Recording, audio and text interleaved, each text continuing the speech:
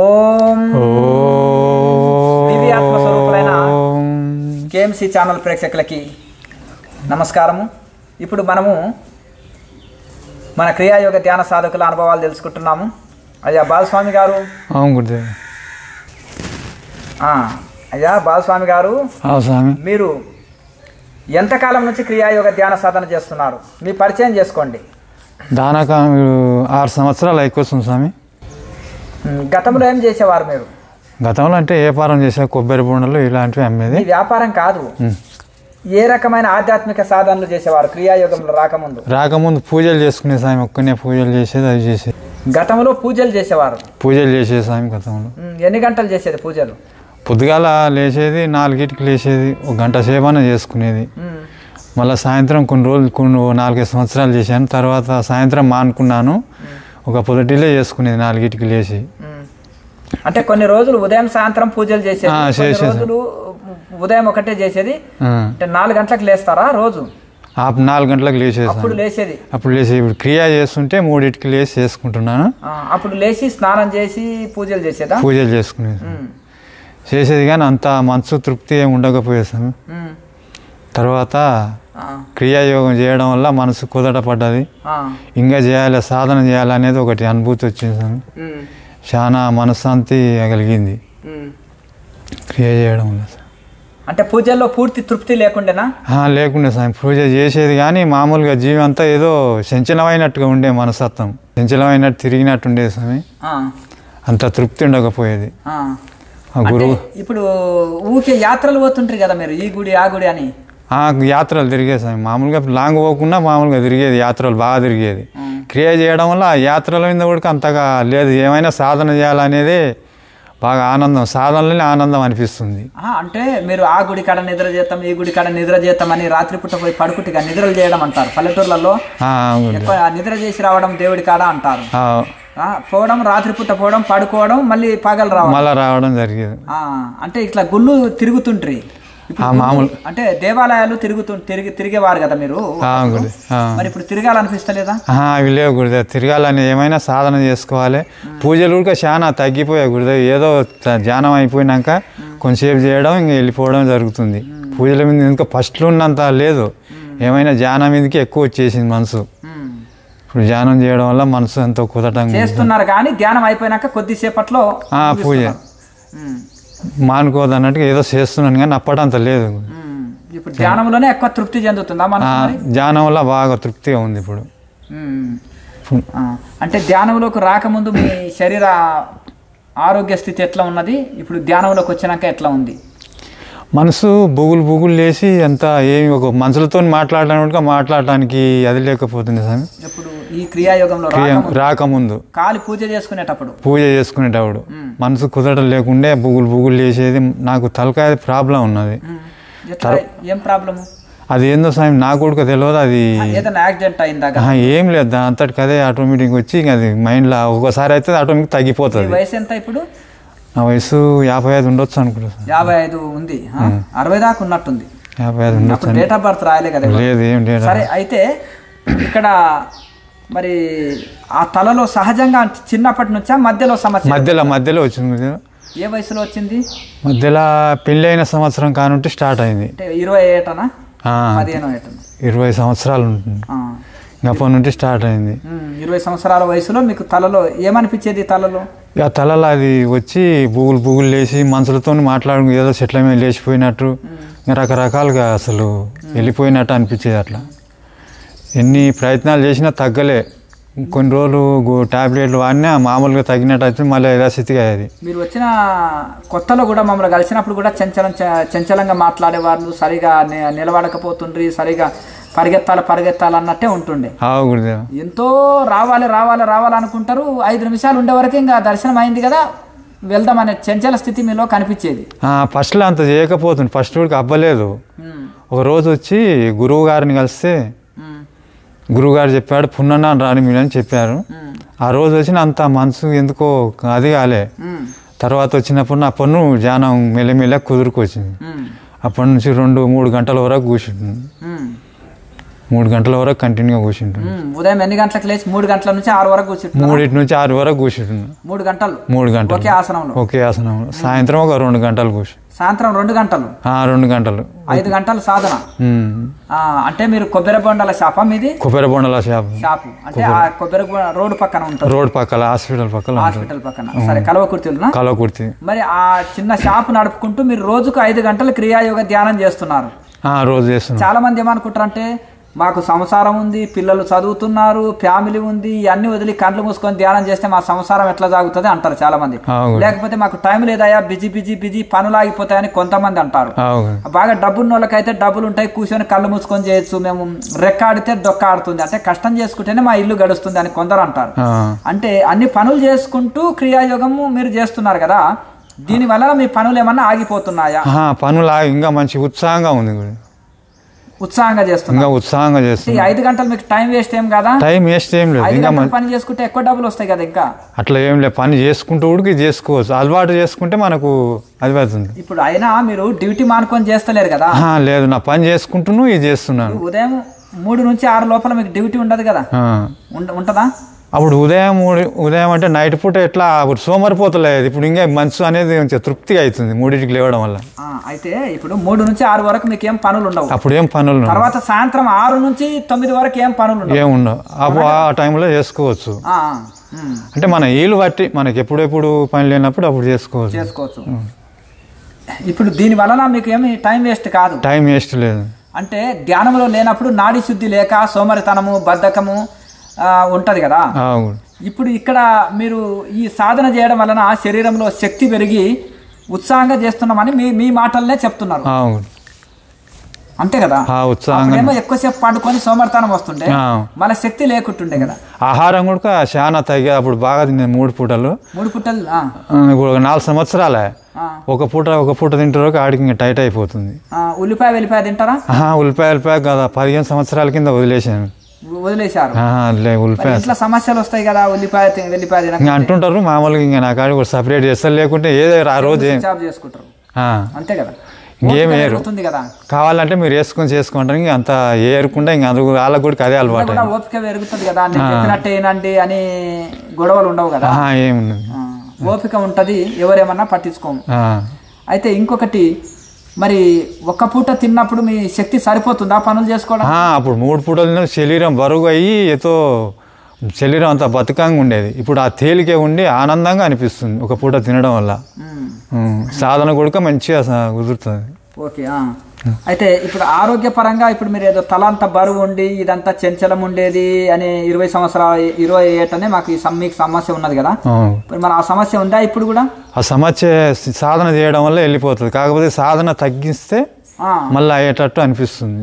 సాధన కరెక్ట్గా చేసిన రోజు కమం తప్పకుండా చేస్తే అసలు రాదు. సాధన ఇంకా ముందు అయితే కొద్దిగా అనిపిస్తుంది.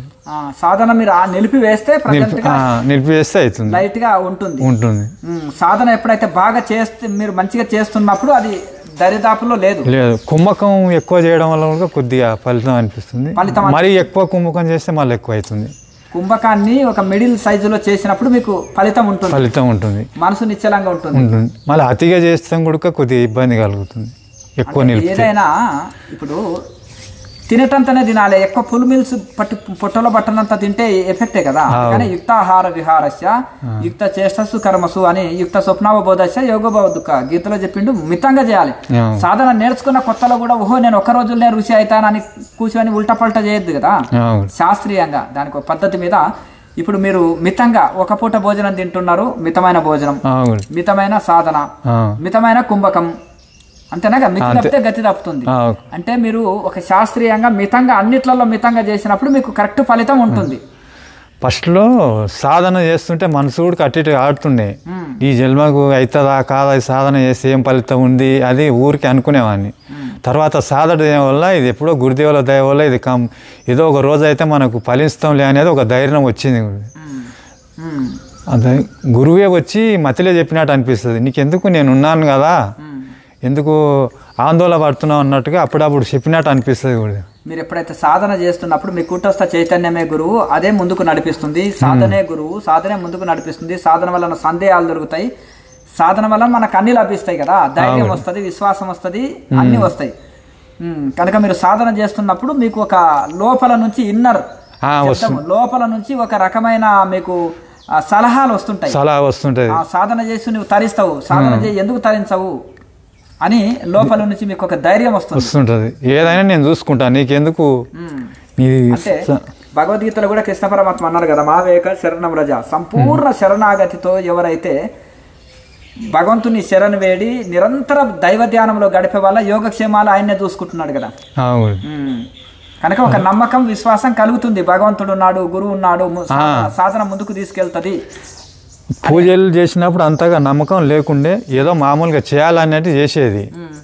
ఇప్పుడు ఆ నమ్మకం అనేది బాగా వచ్చేసింది, భగవంతుడు ఉన్నాడు అనేది మనకు రుజువు అయినట్టు అనిపిస్తుంది. ఇప్పుడు మీకు జ్యోతి ముద్రలో ఆ ఫలితం కనిపిస్తుందా? ఆ జ్యోతి రోజు అవపడుతుంది, నేను చూడాలనుకుంటే ప్రతిరోజు అవపడుతుంది. ఇంకోటి ధ్యానం చేసి లేచినాక కూడా విపరీతమైన నక్షత్రాలు అవపడతాయి. నేను గమనించి చూస్తే నా చుట్టూ ఇట్లా ఆకాశంలో చూసినా నా పైన తిరిగినట్టుగా అవపడతాయి, కుప్పలు కుప్పలుగా అవపడతాయి. సంతోషం. మీ మహాముద్రలో మంచి వేయగలుగుతున్నారా? మహాముద్రలు అన్ని వేస్తా, సర్వాంగాసనం వేస్తాను. సర్వాంగాసనం నేర్చుకున్నాను. ఈ యొక్క మహాముద్రతోటి మీకు ఏం బెనిఫిట్ కలిగింది? మహాముద్రతోటి ఇవన్నీ నాడలు శుద్ధి అవుతాయి, అన్ని సాపుగా అవుతాయి, కాళ్ళ నొప్పులు అనేది ఎలాంటివి రావు, అన్నీ బాగా మనసు అనేది ఎంతో సున్నితంగా ఉంటుంది మహాముద్ర. జ్యోతి ముద్ర ఫలితం మీరు జ్యోతి దర్శనం పొందుతున్నారు. జ్యోతి దర్శనం పొందుతున్నారు. ఈ ప్రాణాయామతోటి మీకు తలలో బరువు నొప్పి ఇది తగ్గిపోయింది. ప్రాణాయామతో జర్ర కొద్దిగా కుంభకం అతిగా చేయకుండా మామూలుగా చేస్తే మంచిగా క్లియర్గా ఉంటుంది. అంటే ఎక్కువ కుంభకం లేకుండా మధ్యస్థానం ఉంటే మంచి ఫలితం ఉంటుంది. అయితే ఒక్క పూట ఆహారమే మీకు సరిపోతుంది? ఒక్క పూట సరిపోతుంది. ఇప్పుడు ఇంతవరకు 3 పూటలు తిని కూడా మీరు పనులు చేసుకోలేకపోయారు? 3 పూటలు తినడం వల్ల శరీరం అంతా బరుగు ఎక్కినట్టుండి అంత బద్ధకం వచ్చేది. ఇప్పుడు తేలిక ఉంది శరీరం. ఇప్పుడు ఒక 1 పూట భోజనంతో తేలిక. మీరు ఎవరన్నా అన్నారా ఏంటా ఒక పూట తింటున్నావు, ఏంటిది నువ్వు మాల వేసుకున్నావా అంటారా? ఎవరికి తెలియదు, ఇంట్లోనే వాళ్ళకు చెప్పుకోవు, చెప్పుకోవాల్సిన అవసరం లేదు. బయట ఏం లేదు, ఎవరికి చెప్పలేదు. ఒక వెంట్రుక మందం అనుభూతి పొందినా తనలో ఏదైనా మంచి గుణం కొంచెం ఉన్నా ఊరంతా చెప్పుకుంటారు. మా ఇంట్లో కూడా అసలు నేను ధ్యానం సపరేట్గా ఉంటా, ఆ రూమ్లో కూర్చుంటా, వాళ్ళకు రారెవరు. వాళ్ళ కూడా ఏం చేస్తున్నా సంగతి ఇప్పటికి తెలియదు. వాళ్ళ పడుకున్నాడు అనుకుంటారు.